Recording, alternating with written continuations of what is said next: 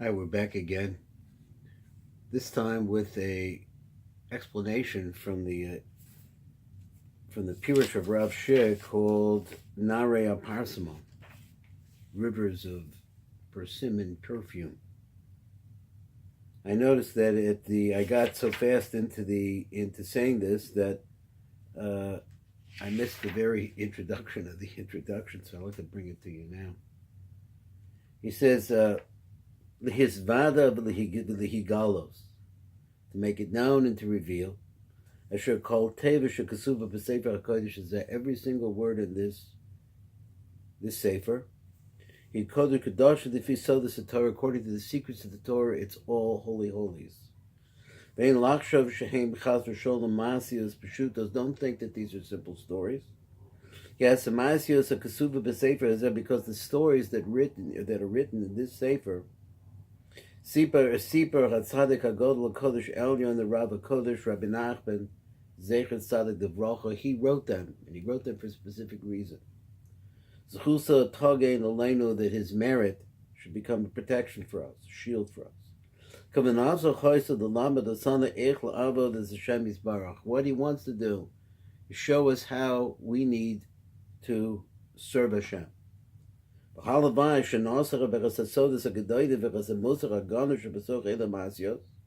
let it be that you should understand the secrets, the tremendous secrets, and the musar that is hidden inside of these stories. Then we're going to be holy Jews, the way we're supposed to be.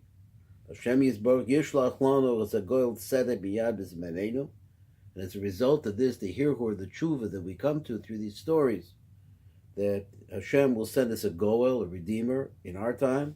Let it be quickly. Amen. Then he says this part that I missed. Ma'aseh Rishon, Me'abedes Bas Melech, the story of the lost princess. Anava Amar B'derech Siparti. So he says like this. B'derech, along the way, Siparti Maaseh, I saw the story. Shkol mi shukoyu shoma, anybody who heard this story. Hoyulo hirhu tshuva v'zuhi, and this is the story. Then he goes on to tell the stories. If you remember that Bas Melech, who was sent away, or somehow her father said the king said something to her. She became totally lost. The vizier went to look for her. He had 2 tests. He failed them both. She cried over him and left him a message that she was going to be found at a palace made out of pearls, or a fort made out of pearls on a mountain of gold.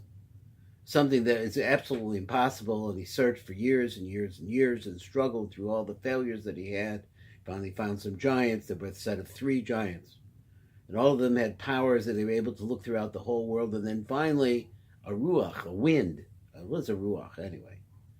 So a ruach came and told him that he was delayed in coming forth to give his report because he had to bring this princess to this fort of pearls on a mountain of gold. And then it says the end of the story just suddenly ends. This is that the man has money, he's given money as magic source of money, and he bribes everybody, gets into the place where she's hidden, but he needs to have provisions because it's going to take a long time to get her out. And as a result of that, he does get her out, but the Rabbeinu HaKodesh doesn't tell us how. So Rav Shik starts, and we'll analyze this a little bit because he has a little bit of an introduction here, and we'll spend some time with it if we can. So the story goes. He quotes the up above. Under the Amar, so he answered, and he said, "B'derech siparti ma'isa." So on the derech, this word derech, siparti ma'asa shekol mishu hoyoshoma, that anyone who heard this story, hoylo hirhu tshuva v'zuhi, and this is the tshuva. Hear her tshuva, the thought of repenting. Kol adam sarach l'das. So then Rav Shik writes like this: every man has to know, Yikol yemei chayenu ala gadamos, while we're standing on the earth, Ze bechinas derech. This whole thing is a derech. What's a derech? A derech is a path.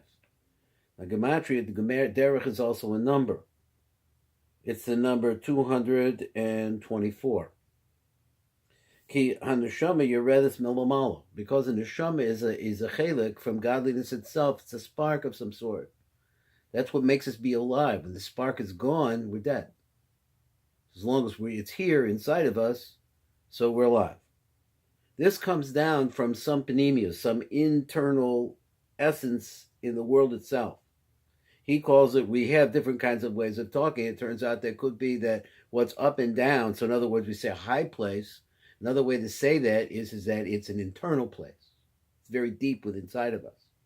Something deep inside of the fabric of the world itself.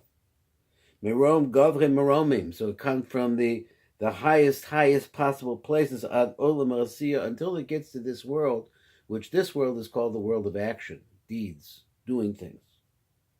Hagashmi v'hachamri hazeh. This is a physical world. This is a world that has very deep texture. So this soul, this neshama that he's talking about, this spark, it goes, it walks, it travels, it floats around this world according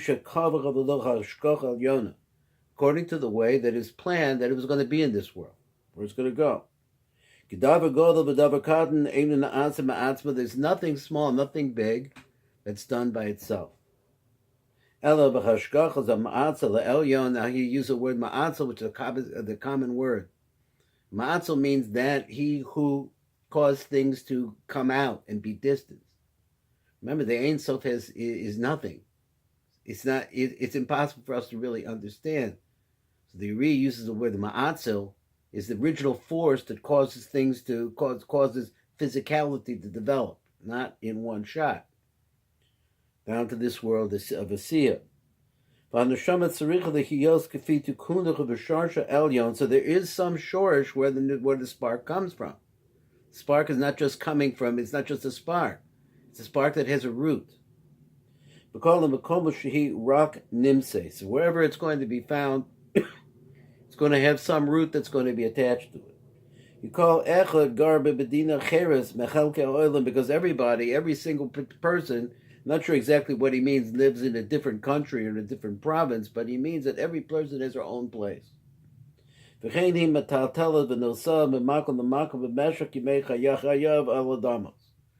is the same thing with the person's neshama. Again, the spark. Moving around in the world, because we move around. We go to work, we come back, we move to Philadelphia, we come back, we live in California, we come back, we go to Israel. Whatever it is that neshama is traveling around with us. Because the neshama, the spark itself, no matter where it is, has something that it has to fix. We're here to perfect the world. Well, this word derech, which we said before, 224, this path, this way in the world, you have to fortify yourself to be in it. So that something should come along and really knock you off and you fall. So what is this Evan Negif? So he says this is Amalek.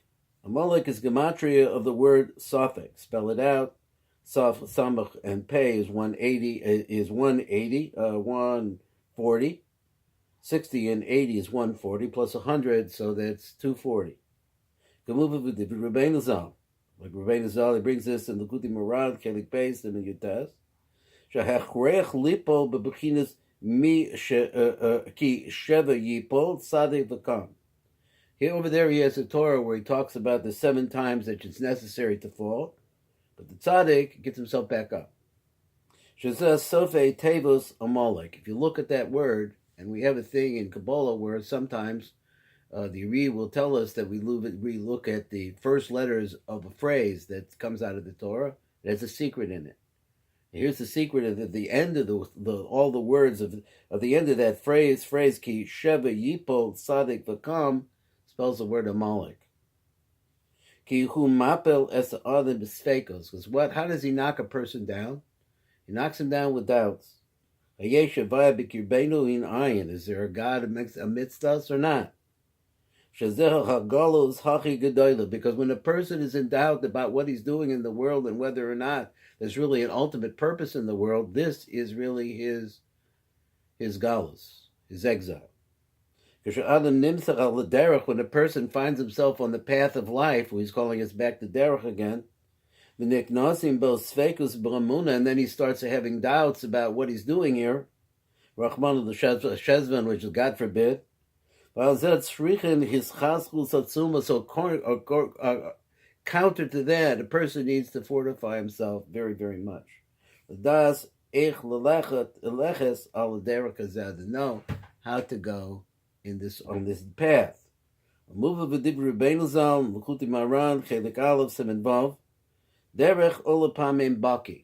the word derech is 224.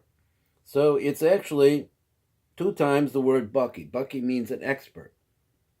Now it's also the word yabuk, which refers to the river that Yaakov crossed, rather Bnei Yisrael crossed or Yeshua crossed. Shuhu Shem HaKodesh V'Norah, which is actually, it says it's a holy name. The word baki.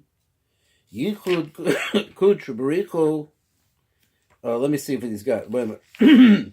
It says a Yuchud Kedusha Bracha V'Ola B'Mizbach Havaya Elokim.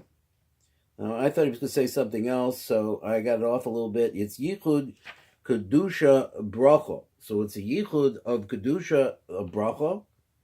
And if you add them two together, you find out V'Ola K'Mizbach Havaya was Yud Kei Vav Kei and the word Elokim. Normally in Kabbalah, Havaya refers to Tiferes, and which is called Zah, usually, often, Zer Anpen. And the Elokim is the Nuk for the Zav, is his female attribute. We see that every place in Kabbalah, male and female go together. They're part of the same entity. Shazeh Ku, that if you took the gematria of the word Havaya, Yud Kei Vav Kei, comes out to be 26 from the Ku. Shem Havaya, and Po, Shem Elokim. Elokim is the number Po, which is 86. So 86 and 26, a combination of those two makes what we call a yichud. That's a yichud of the male and the female. V'yachad zebaki. Put them together, it's called expertise. The tzark sheyeh lahu pa'amim baki is a person has to be double baki. You have to be double smart. She'olu derech, therefore it could come up to the word derech. Because if a person is able to unite these opposing forces, the male and the female forces, and those two become united, then it's possible that he could become a real expert on the derech of life. Whether or not a person has to have a tremendous expertise, if things are going great for him. So that the Havaya Elokim, so that combination. So let's say they're going good. Everything is going good. You're getting everything right. Or maybe everything is going wrong. Ever hear a man say, I don't know what I did. I don't know why it is I'm being punished like this. Ever hear a man say like that? Ever say that to yourself? Or ever been real successful, made a big sale or that big honor that you got? Everything is going real good for you, or anywhere in between, you have to be a bucky on the derech. You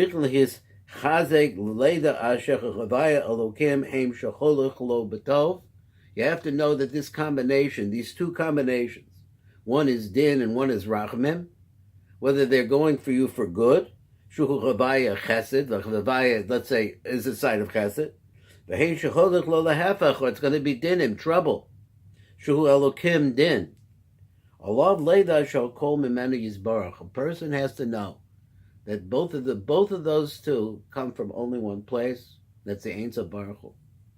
But also the Yisyayesh Yiyya Masha Yiyya. No matter how far down you are, don't give up hope. So even if it's whatever it is, that's what a Jew has to do in this world, is to keep himself going. That's when, again, he's repeating that you got yourself up to a real high status, and everybody knows who you are, and you're important, and you're happy with everything you have. So This is what he called Bucky Baratzo, that what you want to do or where you want to go. Ratz is like running. You could go forward and the doors are open. She'ola l'mala ma'ala, that you just can get higher and higher and higher. Everything get better and better and better. All of the also the Hishayasha. But you have to realize that if you're talking about even in Ruchnius, and you're learning Harbe Torah, and you keep it going on, and you're farther and farther, you should never say, well, here I am now. I am who I am. No, you have to keep growing. Elohis alos od yoser v'od yoser, but actually perfect yourself more and more and more. So even if over there happens to you what happens, the pamim daika miribui or yecholun lipo, because sometimes things are so good, and this is the concept that we have of the of too much light. I'm trying to think of where is my mind of the fall of the seven kings. Shvira, that's the word I was looking for. The Shvira of the seven kings, a story that we could talk about later. It fell because they had too much of everything. Because too much is also a way to get hurt. The move of the Divrei Rabbeinu Zal, again in L'chuti Me'aran, Chelik Beis, Siman Pei Beis. So everything is going good for you. You have lots of money. Then you forget where it's coming from. It's coming from a Kodesh Baruch Hu. You forget about him. That your eyes became dim from being able to see, and you don't know what's going on out there, and you don't care because you got everything that a person could physically want. Because what happened is that you got too close to the light that is the source of everything, that the tremendous abundance that Hashem has. You got too close to it. That it blinds the person. You can't see anymore what his real tachlis is. Like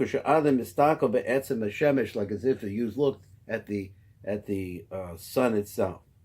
Or Hashemesh mazik le'enov. So that's the first. This is a little, so maybe approximately half of Rav Shik's introduction to the story. And so next time we'll go into the next half. All the best.